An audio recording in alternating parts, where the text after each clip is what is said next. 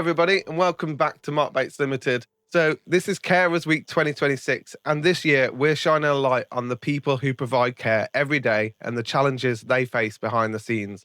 One area that often gets overlooked is self employed care, where carers work independently, managing not only the support they provide to others, but also the responsibilities of running their own business. To help us understand more about this important part of the care sector, I'm joined by Maria from the Professional Carers Network. Maria is a self-employed carer herself and works closely with carers across the UK, supporting them through training, networking, and professional development. Today, we'll be talking about the realities of self-employed care, the opportunities it can create, the challenges carers face, and why it's so important that we recognise and support the people who dedicate their lives to caring for others. Maria, thank you so much for joining us. Can you just give us a brief introduction to yourself and explain what the Professional Carers Network does? Oh, thank you so much for that lovely intro. It's very nice to be here. So yeah, as Chris said, I'm Maria Tomlinson and I'm the founder of the Professional Carers Network, which is a UK-wide organisation that helps care workers be successfully self-employed in the care industry and build a thriving self-employed care business. So they can deliver outstanding support to those that they support in the community. And that's normally old people in truth, but it can be anyone from children to adults. I think the largest age range that I've supported as a self-employed carer was 15 to 101, with some people in between as well. And so that was super fun. The Professional Carers Network, we're quite practical. We're practical people. So we provide practical support, guidance, templates, training, insurance, courtesy of Mark Bates, like business resources, and like a community of like-minded people. But if I'm honest, the thing that our members love the most is knowing that they're not on their own. So when you're self-employed, you often come across situations where you just think, what do I do here? Oh, how do I handle this? And in those moments, you can turn to us and ask. And we've got a group of like-minded carers that can all sort of come together and sort of say, this is how I would handle this situation. And it gives people the confidence to be amazing self-employed carers, which means that they then deliver amazing care. Yeah, absolutely. I think one of the main things that we find is that there's a real feeling of isolation for self-employed carers out there. And I guess as a self-employed carer yourself, you see this on a daily basis. And so it's quite heartwarming to know that people like you are then going in to support other people who are also doing the same job. And I think it's absolutely wonderful what you've set up.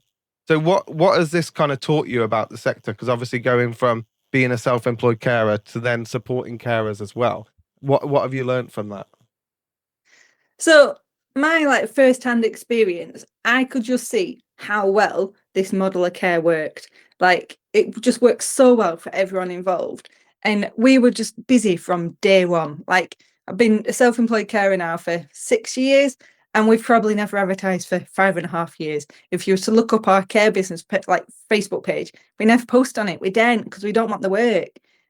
We're just full all the time. And so lots of other carers sort of came to me and sort of said, what is it you're doing there? So hence, I showed them community over competition and all that. And they've had the same experience.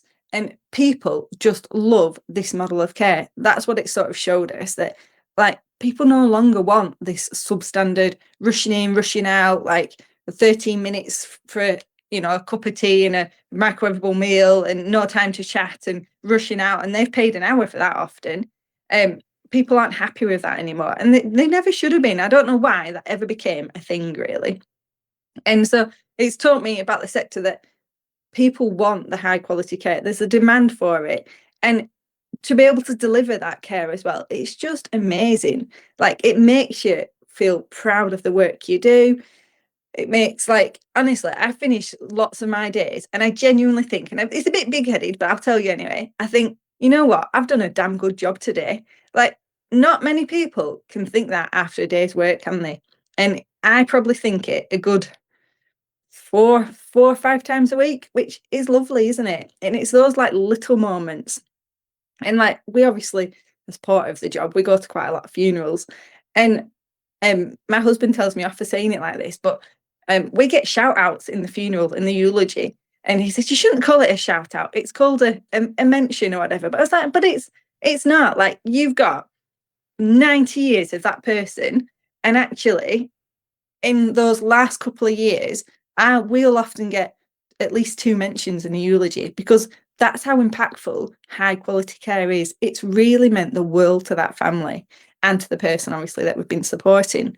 And I think I hadn't realised how impactful high quality care was. It stops people going into hospital, it stops families falling out, it stops like daughters being able to, like, they can be daughters again rather than carers. It stops husbands having to be carers, they can be husbands, like, it is just like life changing for all involved. I love it, honestly. Like, it's the more people we can get on board to do this level of care, the better. Yeah, I think one thing that stands out for the care kind of community and carers in general is that no one goes into the job because they see that they can make a lot of money from it.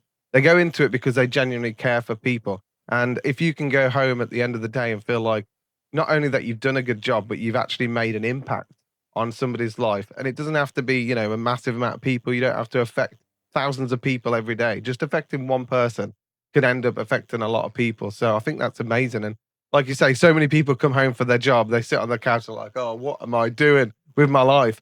So I guess that is a reason why a lot of people go into care work in general. But why do so many carers choose to be self-employed and not employed by an agency or something like that? So you know what? It's often because they've just had enough. They've absolutely had enough of delivering substandard care.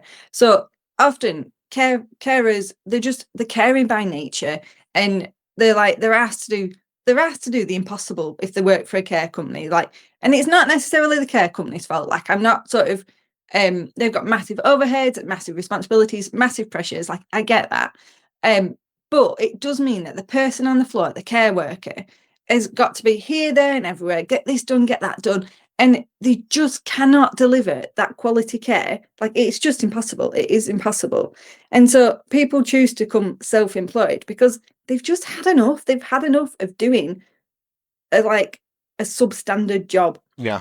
And they want to be able to, build those relationships and like do like say yes to things. Like, for example, a really silly thing is like changing a light bulb. Like, if you're self-employed, you just get the stuff done. Whereas if you're working for a company, it's against our policies and procedures, you can't do that. Yeah. So then actually in practice, that means you either leave someone in the dark or an 8-year-old who's going up the ladders to change the light bulb. Both not ideal. The more sensible thing is you can go change that light bulb.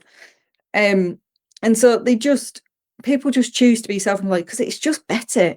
And also, going back to your pay comment, it's also pays better because you're missing out that middleman of the care company, because often it goes person needing care, they pay the care company pays the carer. Well, actually, without that middleman, they can just pay direct. So the person needing care gets a better deal because they get more control and flexibility and a cheaper rate, and the person delivering care gets paid better as well. Yeah. And so that's another reason they go self-employed. And they can go self-employed because it fits in with, like, you can be more flexible. It fits in with family life. It fits in with other commitments.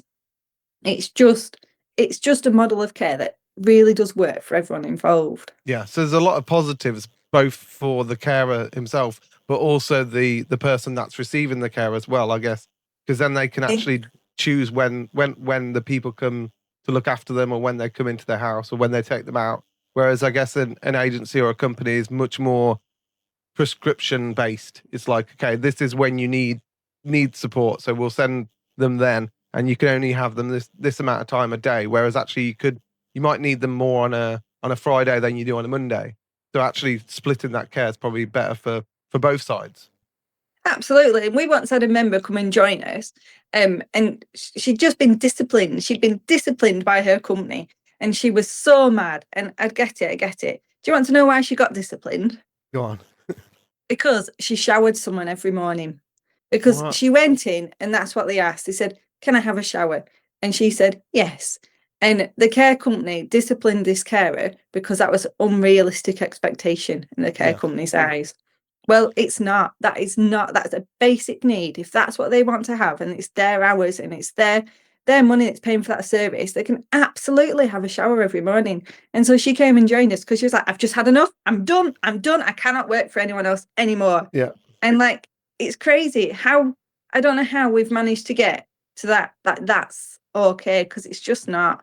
Yeah. And so we were like, yeah, come and join us. Yeah. And it was great. Yeah. And obviously we're not absolutely bad mouthing agencies and people that use agencies, No. being a self-employed carer and also being an employer of a self-employed carer comes with a lot of responsibilities and pressures. So what extra responsibilities and pressures come with the independence of being a self-employed carer? Yeah, and like it's not a model that suits everyone. And so like we do sort of tell people this. So for example, the families using self-employed carers, it only really works if there is a support system in place. So like we actively tell our members, if there's no support system in place for that person and they're on their own, they're actually better with a care agency because they've got that backup of other people being able to come through the door and things like that. But if you've got sort of a family that's quite involved and they just want some extra help to be less involved, shall we say, or someone to do the nitty gritty, then self-employed care does work quite well. And then as the carers, as the self-employed carers, they've got the responsibility of running their own business. So they need to find their own work. They do need to do the tax return. They need to put money away for that tax return. Because you know what? Not everyone's good with money. So this is another thing we've sort of found, that if you're not very good with money and you just have to spend everything that you get, you're not going to be a good self-employed carer, because you absolutely need to pay HMRC. Like that is not negotiable. Yeah. And so it doesn't suit everyone. If you've not got that drive to build your own client base and to deliver that amazing care, and you just want a little bit of an easier ride, then that's fine. You can go and deliver amazing care elsewhere, but you do need to have that drive to be able to build your own business. Yeah, absolutely. So when it comes to supporting carers, obviously that is why you set up the Professional Carers Network, was to support self-employed carers kind of navigate through the difficult world of setting up their own business and kind of becoming self-employed. So was that what you saw then? You saw that there wasn't enough support out there for self-employed carers? Yeah, so it was just a really natural thing, to be honest. So there were some really boring reasons behind setting up Professional Carers Network, in fairness, like being able to access training. Like I've got a lot of training under my belt and I wanted to keep that refreshed and keep it up to date and things. And actually, as an independent person, that was hard to access. And if you've got powers of numbers behind you, you can get packages like that at a better deal. Yeah. And so that was one thing.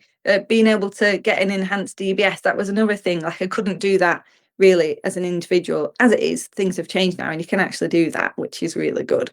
And then, as I said before, lots of carers, that because obviously I've been in the care industry for quite a while, who I've like led and they've been under my teams and stuff. They kept coming to me, and so I said, "Can I come and work for you?" And I was like, "No, we're not doing that. It's not the model of care we're doing, but we're doing this. Do you want me to show you how?"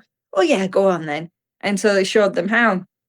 And so that's how sort of like the support side of it came. And then because we've got like a community of over 150 carers, I can sort of see the questions that get asked, and it can just be everyday stuff like, what would you do in this situation? And having that, like, you can Google stuff, you can go on Facebook, you can do all that, and you just get loads of keyboard warriors, you get loads of conflicting opinions, you get all sorts of sort of, oh no, actually it's this and that, and it just isn't helpful. Whereas actually having that one place to come that has the same ethos as you, the same work ethic, the same values, you can ask your question, get a response, and that's a good one. And sometimes there's different responses and there's added things. And sometimes people have gone through that situation. So they say, oh, well, this is what happened in my situation.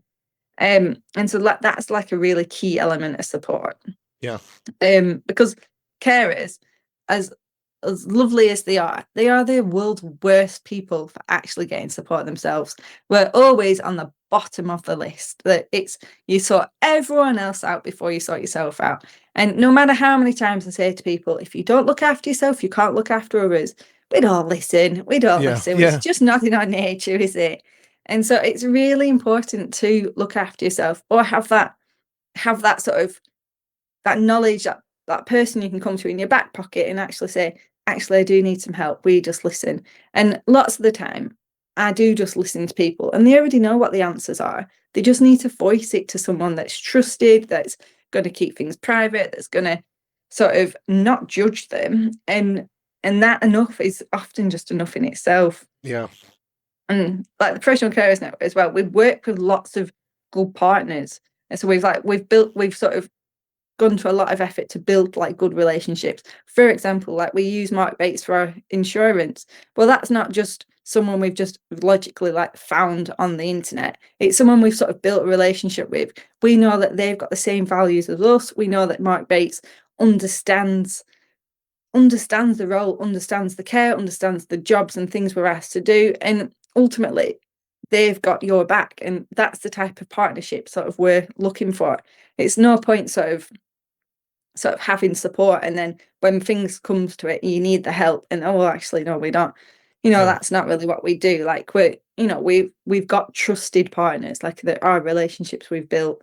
And so like that's a really good sort of source of support as well. That's really good to hear. It's great to hear that it's making such an impact as well, not just for you, but for all the people that kind of you work with. And it can be just hard in general, like being self-employed, because like you were saying, you put your other people's needs above your own a lot of the time. And then this kind of comes into the main topic of this week, which is about how a self-employed carer maintains themselves if they fall ill or if they're injured at work. Like what would a self-employed carer do if that was to happen? That's it. And it's really tricky. And so like pretty much related to like what I've just said. So the very, very first thing, if a self-employed carer gets ill, that they have to do is make sure that those that they care for are covered, are sorted. And so even before you put your own needs, which are high up there if you're poorly, aren't they? You still need to get somebody else's needs sorted too first. And so we very much talk about always having a plan B and a plan C if you can, because in those situations, you absolutely do need to make sure there's cover involved. But then for the self-employed carer, they just hope and pray that they get better quick, which isn't really the best sort of solution. Yeah. And like we do sort of say to people, like, have a buffer fund, put some money away. So every month, even if it's just £50, put some money away in a buffer pot. And then if there does come time to be, a rainy day pot, whatever, then if you do need it, you've got some money to sort of dip into, because as self-employed, you don't get sick pay. Yeah. But I've been doing it 6 years, and I'm not going to lie, my buffer pot does not look good. Like everyone does it, don't they? They always dip in. Christmas rolls around, your car breaks down, whatever it is, you dip into that pot. Yeah. And so that's not really the world's best solution. And there is income protection as well. And so so income protection is obviously to cover the self-employed carer's income if you were to ever be off sick and can't work. And so you sort of think, no, I'm going to be a proper adult. I'm going to sit down and I'm going to look through these policies. And you look through these policies, they're dead complicated. You can't really work it out. Eventually, you do sort of think, you know what, this is going to cost me about £60 to £80 a month. And then you think about it, and then actually you just never really implement it. And so there are some good people. That might just be my experience, I don't know, but I think when push comes to shove, if you was to say to self-employed carers, do you have income protection, I'm fairly sure 90% of them would say no. I've just never really got around to doing it yet. Yeah. And it's always on that list, always on the list of things to look into and to do, but yet never quite used. Yeah, I imagine it's like the last thing that you think about when you're going into this job is what do I do if I can't work? So it's kind of good that there are companies out there that are thinking about it, and support networks that you can go to ask the question, like yourselves. Like someone can come to your group and say, what do I do? I can't work next week. And then hopefully there's someone there to give them advice and to help them. So support networks are probably the most important lifeline for carers right now. Definitely, they're massively important. And like judging by the amount of support that I give, I see, it makes it just vital. And if we sort of very much go off the ethos that a happy, supported carer is a happy carer and they can deliver great care. Yeah. And like if they don't deliver, if they're not well supported and they're not happy, then you just haven't got it in you to deliver great care. So that's why we think a support network is like massively important. And whether that's just like the support looks all different for different people, doesn't it? It might be that they love being part of a community and they're dead active, and that's grand. Or it might be that they just want someone on the end of the phone to ring when they need that support. Whatever it is, as long as they've got that person to talk to, I think it makes a massive, massive difference. It gives them that confidence. We had one lady the other day, she'd gone through, we've got some like trainings and courses and stuff. And one was about how to, I don't know how to put it nicely, how to avoid jobs that might not suit, shall we say. And anyways, there was something that came up and it looked like this person, they didn't have a support network. So it was a neighbour that rang and it was dead sort of like, can you come? And she didn't answer her phone because she was working with someone, and she got back to him and he couldn't, and he was quite rude. Well, part of being a good carer is communication. And she's like, it absolutely is. But also it's not playing on your phone. He wasn't a client at this point anyway. And anyway, as it is, she happened to watch something that we sort of mentioned about needing that support network around, and this person didn't have a support network. And so she recommended a care company instead. And it's sort of like, so she pretty much avoided what would be a hard situation to get involved in by having that support to start with. And so that was like a really nice thing. She was like, this was epic. Like, it's not something I'd ever thought of before, but since you pointed it out, I spotted it, and I sort of, I gave them the right option of care rather than our option of care for them. Yeah, well, that's a really good story. I bet you've got so many examples like that you could draw on as well.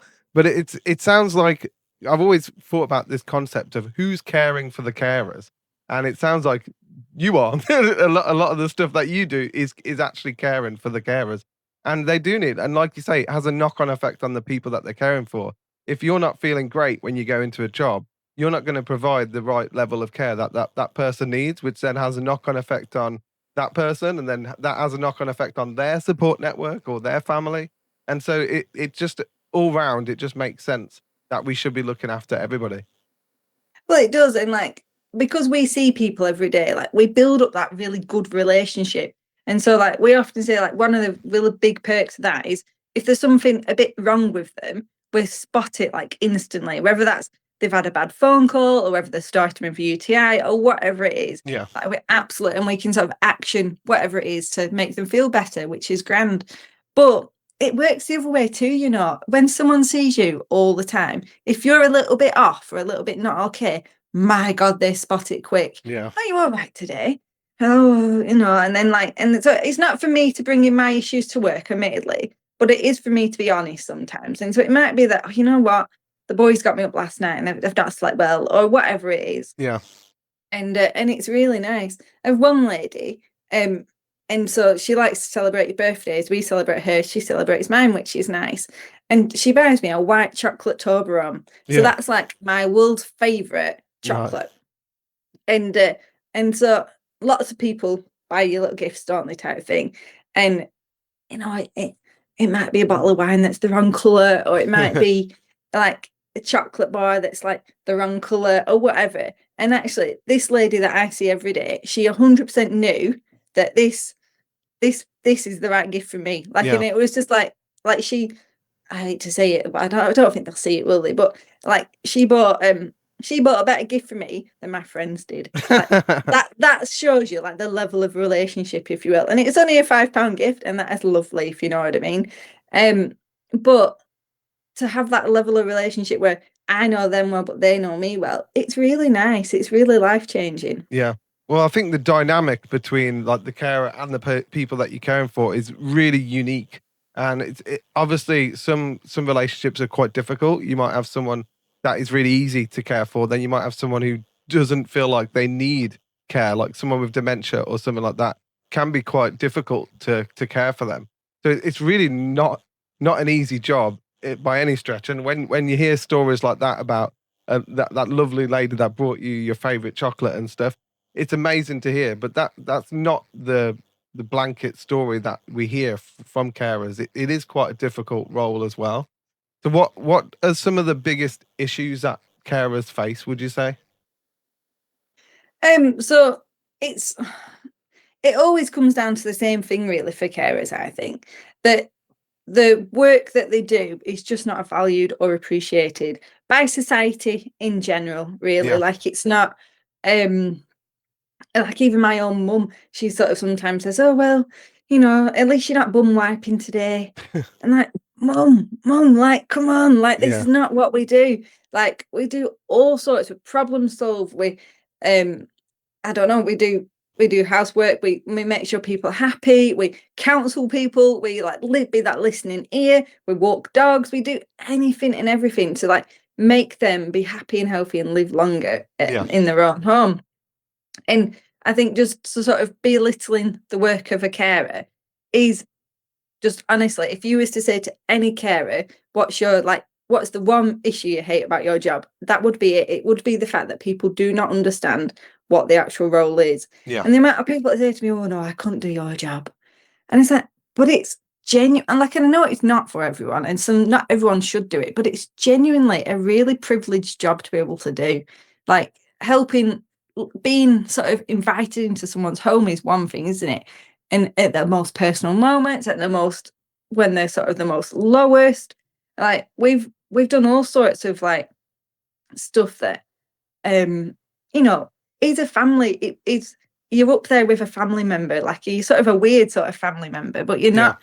you're not like we once had a gentleman and he had an old dog, and it was a bit like who's going to go first, and we really really wanted the gentleman to go first, if truth be told. Yeah. But anyway, the old dog, it got to the stage where he needed putting down, and so I went along to the vets with the gentleman and his daughter, and we put this and he agreed, like he knew it was time, and it was just awful. It was Yeah. just, even the vet cried. It was just so so sad, and like, and to be involved in that level of like part of someone's life was just it's a privilege, isn't it? It And is. like the Yeah. same goes for when you help someone to die. Like you sort of stay at home, and if that's what their choice is, they want to stay at home, then we can absolutely do that for them. And being there for the last days, hours, whatever, like it's an absolute privilege to be able to do that and to do it well. Yeah. And the sort of the stress, the worry, it's all sort of goes from the family, because we can take on like the burden of the actual hows and what's and whys, and they can just be there. And so in a funny sort of way, like I love doing sort of end of life care. It's a real privilege. Yeah. But and so like it's that type of thing. So people not knowing what carers do, like that's sort of like one of the biggest issues. And so you can see it into like councils sort of saying, "Oh no, you can only pay carer this much money." Well, no, like you're given a minimum wage, and it's just not a minimum wage job. Yeah. It's a skilled profession, and I think once people sort of see that, I think that would be like an epic thing to be able to do. Yeah. And ultimately, care is just on demand, isn't it? It's just the rise of the demand. It's just more and more and more people need it. More and more people want better service. And so like there is potential to make it a really proper profession, for want of a better term. It just needs people to sort of get behind it, to realize that actually like the skills and the human side of it, and like it's a really specialized job. It is, And and you have that to would be be, really strong as well. You have to be a strong yeah. person. I genuinely don't think I'd be able to handle the level of emotion that you must have to deal with on a daily basis. So, and you're also dealing with vulnerable people, like you were saying. These people have let you come into their life. They're opening themselves up to you, and a lot of the time, you might be closer to them than some of their family members. You're getting to see them at times that they don't let their friends see them at. You don't let them like their family members see them at that level. But also going back to what you were saying about the general public and how they perceive carers, a big issue with that is that we only see carers really when we're out in public, and you might see them taking people that they're caring for to the supermarket. You might see them taking them to the cinema, and I think that's great. We should be supporting people to live independently, having a full, rich life, going out and doing things that make them feel like they're part of society and fulfilled and be happy. But unfortunately, that's what the general public see. They don't see a lot of the stuff that happens behind the scenes, like how hard it is to actually get someone out of the house. So many aspects of this job that I think the public don't understand. But as a self-employed carer yourself, and obviously someone that supports carers, what is the main thing that you'd want people to recognize about carers in general? The skills that it involves, and like the compassion, and if people could understand that like it's a skilled job, that it isn't just about, like, it is about getting people up, dressed, washed, out and about, like all those type of things, but like carers are like problem solvers, relationship builders, advocates, like confidence boosters, risk managers, like, oh, honestly, like the list is just endless. And so like I would like for like the public to sort of realize that it is like it is an interesting job, it's an amazing job, it's a skilled job, and actually it's one that like they would be able to do. Like so many people say like, oh, oh no, I couldn't do that, but actually care is pretty much one of the only things that everyone in life has in common at some point, whether that's caring for a child, caring for a husband, caring for your elderly parents, caring for your grandparents. Like at some point in your life, it is a guaranteed that you will come across care needs at some point. And like, there's not many things you can say that about in life, really. Is there? Like, bar food, maybe. Like, it's that level of like, it would be so beneficial for people to have a much better understanding. And yeah, they're not going to know what goes on behind closed doors, and it's private, and that's fine. And I don't even post pictures of like clients and things like that, because I don't like that. Anything you ever see on my social media is either AI created or my granddad, which granddad's up for it, which like, because it's that level of private, we don't even go in uniforms. I go like this. Like, I don't want people to know that, oh, the carer's rocked up tonight. Like, it's absolutely not. Like, it's like a family friend coming through the door. And then like one lady says, oh, I'm glad it's you that's come. And it's always me that comes. I don't really know why she says it, but it's so nice. And it's like, and I just sort of make sure she's set for the day, make sure like things are tidy and clean, and she's good for the day then. And it's if people could just sort of see, they can't see what happens behind closed doors, and I don't want them to, I suppose, but if they could understand that like we're there to help your granny be happy at home or whatever, like it's just exactly. And like I was talking about knock-on effects, everything has a knock-on effect. So if you support one person in a street, that generally makes it better for everyone else. And I've heard a lot of stories about people who are disabled or need care, and they often rely on their neighbors, and these could be like strangers and people that they don't even know.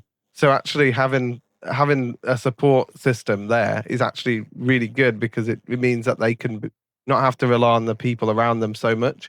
So I think that's a really big thing as well. So obviously we're doing this during Carers Week, so we're shouting out the love for all carers out there, especially self-employed carers. Why do you think conversations like this are important, especially during Carers Week?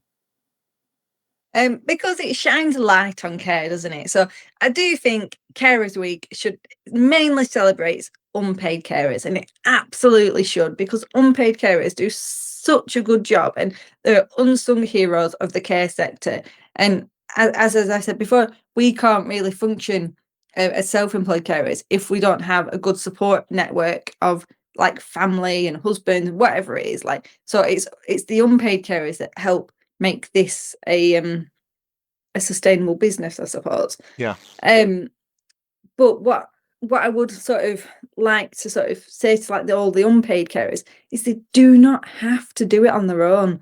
Like having that independent person coming through your door, like so many carers, like they end up like caring for the husband, caring for the wife, whatever it is, and they're struggling and they think, well, I don't want to send her to a home, or I don't want lots of people coming through the door, and they just struggle, and Yeah. actually there is a third option of care, which is independent care.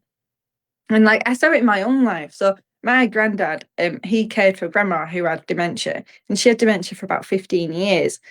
And so he was tired, he needed some help. And so he tried respite, sent her to a care home, and she got kicked out. Oh wow. Yeah. And then they tried a care company coming through, and like granddad missed people's birthdays and stuff like that because carers haven't turned up yet. I can't set off. Yeah. And he didn't like it not knowing who was coming through the door. And like granddad has daughters and sons, but they're proud. They didn't want daughters and sons helping, which again is fine. And so actually we eventually found Rebecca, who was an independent carer, and Rebecca meant that granddad could get the help that he needed. He could keep his promise to grandma of not sending her to a care home, and she died at home. And that was what he wanted. So he felt he was happy, she was happy, and without Rebecca, granddad wouldn't have been able to keep that promise. Yeah. And like, it's knowing that they do not have to do it on their own, knowing that there's other options of care out there, knowing that we know how hard it is to care for someone, and all the pressure, the 24 hours, like it's too much. It is too much. And I think unpaid carers do such a great job. And if we can step in and help them, they can continue and they can carry on and they can still have a life too. Yeah. And we can take that pressure off them. But so many don't know that independent care is even a thing. So I suppose what I'd like to sort of say in Carers Week is don't struggle on your own. Ask for help, whether that be a care company, an independent carer, a neighbour to come in to sit in for an hour, whatever it is. I think care works when there's a support network, and I think it's really important to build that support network. Yeah, definitely. I think last year we did a kind of huge feature on unpaid carers, and what I found was there's so many people out there who wouldn't even class themselves as an unpaid carer. They're just doing it as part of their love for the person that they're with, and often some of them are children. There's a lot of child carers out there. There's a lot of people, like you say, taking care of their spouse or their parents. And unfortunately, what happens then is the relationship suffers. So that person is no longer your partner. You're then that person's carer. That you're no longer the child of that person. Obviously, you are the child, but you're no longer a child. You're having to deal with a lot of adult stuff. So yeah, the fact that there's people like that out there to support these people, I think, is absolutely amazing. And that's kind of why this year we're focusing on independent carers and showing the impact they can have on these people as well. So there's a lot to be hopeful for in the care sector, I would say. I'd say you are one of those people that gives me hope. Speaking to you, hearing the stories, hearing about the things that you've done for your community and the expanding community that you've got is absolutely amazing. But what gives you hope, would you say, for the future of care? Honestly, our members of the Professional Carers Network, because I get to see each and every day like the impact that they have on those that they care for. And it might be that people have shared a moment of like, oh, look, I did this day, or this lady's not been out of the house for like 2 years and she came out today and we went for a walk in the sun, and just all those little things. Like, it's just, I can see our members, they're just amazing people. They're so caring, they're so enthusiastic, they're so passionate, and like they just always go that extra mile. They're always that person you want in their corner. And I get to see that every day. Every day I see something that's been like celebrated or shined, or just there's just so much good work that goes on. And actually, it's all those little moments that make massive difference to people. And I think that's what gives me the hope. So like so many people have just they're going to just take control of control of their own lives, their own, like, you know what, I don't agree with this, so I'm going to go and I'm going to be independent and I'm going to do it my way. And that way works. It works so well for so many people. And I get to see that, and I can see that it's sort of growing. I can see that more and more people are like just thriving, and not just like the self-employed carers are thriving, but the people they care for are thriving, the families are thriving, the professionals, they even find it better because you get less hospital admissions. Or like we have nurses ringing up and sort of say, oh, well, you just pick up a prescription for such and such, like I've been to see her and I've ordered it. Yeah, absolutely, we can. Like working together. I think the care sector and the health sector, no, we're not very good at working together sometimes. And I'm quite big on working together and making that support team work well, whether that be the podiatrist and the hairdresser and the cleaner and the carer, like whatever it is, whatever makes that situation better for people. Like I can see it working. I can see so much good care going on each and every day. And that's what makes me hopeful that it is improving. And it's not improving because of the government and the policies and all that lot. You know what? Nope, it's improving because the people on the floor care.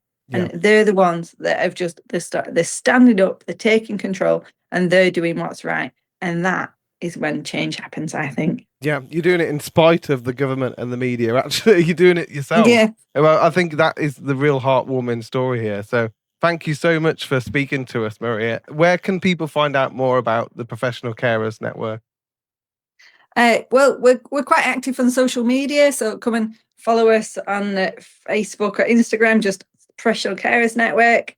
And if you are interested in joining and becoming an independent carer, then you're most welcome to come and visit our website at becomeaprocarer.com. Fantastic. Thank you so much, Maria, and I hope to speak to you again soon. Oh, it's been really lovely. Thank you for your time. Thank you. Bye.